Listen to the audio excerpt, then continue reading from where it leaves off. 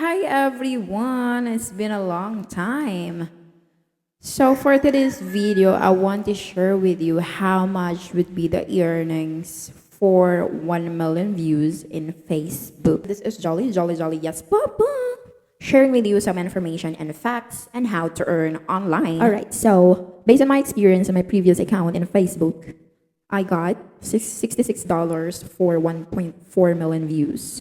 Of course, you will be paid pag eligible ka na for content monetization in Facebook. But if you did not turn on your Facebook into professional mode, if you're using your personal Facebook, then you will not get earnings kahit pa magkaroon kayo ng million views. So the first one you should do is to make sure that you can turn on your professional mode so that you will be paid.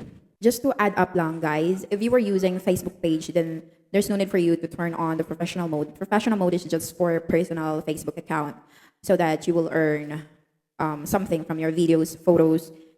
All right, so yun. And I got paid on March 21, as you can see here, via PayPal. Okay, so I wanted to share with you what happened. On my Facebook account, I used bank account.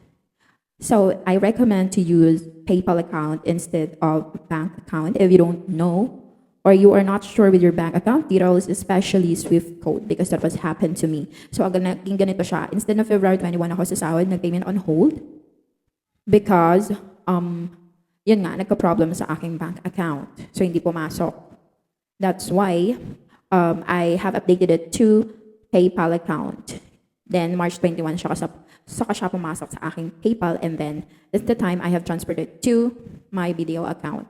Yun nga lang meron charge ang PayPal, but that's fine as long as you will get the earnings or the payment from Meta, right?